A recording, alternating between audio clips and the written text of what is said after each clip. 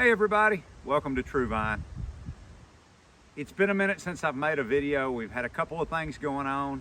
Me and Ann Margaret have talked about it several times a week the last 2 months and just been way too tied up. So I've got a couple of lights to rehook back up after I took my rack off and toolbox and had bed liner sprayed. I needed access to my roll bars where I could run the coax for the HF radio in there. Getting ready for a trip out west. I've got some questions on the Jeep, so I know I've got some ham radio experts out there. About 2 months ago, I got my technician license and I've been on VHF on the local repeaters about 30-40 miles from us. Made a lot of friends, learned a lot.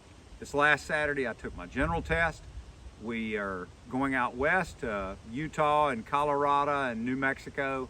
So I'm putting an HF rig in here and had some questions.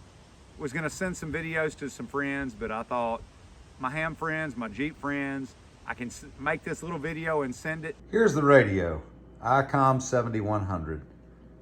Got the front panel, the main unit, the control cable, the USB cable, the power wire, ferrite cable, the mic, a little quick reference guide. Got 18 foot of coax. I've got the programming software and the cable, and I have a MFJ 1924 and the cable that goes with it coming in for the Tarheeel screwdriver antenna. Here we go, come along. Give me y'all's opinion on what I'm doing right and wrong. Adios. I'm gonna keep my 102-inch whip for the CB. I know that I can use it on ham radio with an auto tuner, but I went ahead and put this Tarheeel on. I've got it mounted to the headache rack. I've got to do a little work on the grounding of it. I noticed the ground on the bottom come loose, and get me a strap and go ahead and ground my bed to my frame.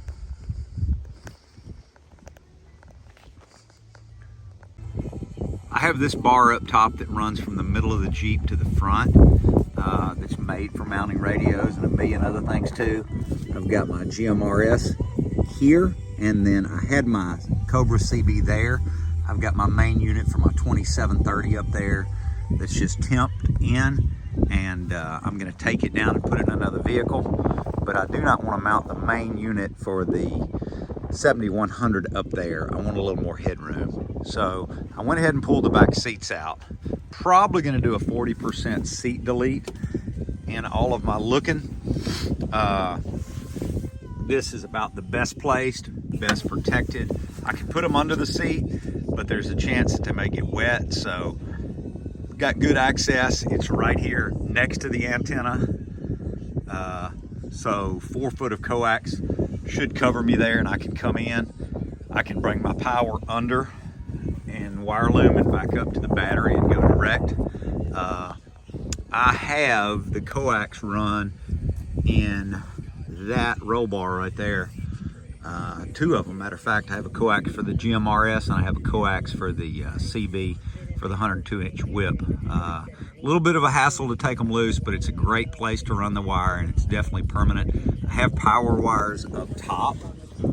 Just took a lot of stuff loose, so there's some hanging wires. I had a little rattling issue, and I didn't have a mount for that main unit for the 2730, so when I pulled the Cobra CB out, I ended up putting that towel behind it.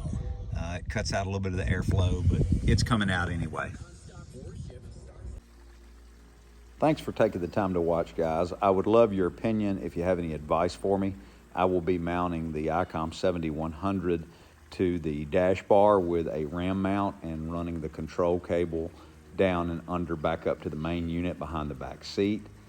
So just wanted to reach out to you. Hope everybody's having a great day. Thank you in advance for your advice.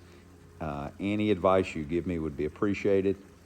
Y'all have a great weekend, and 73 K5 TVN.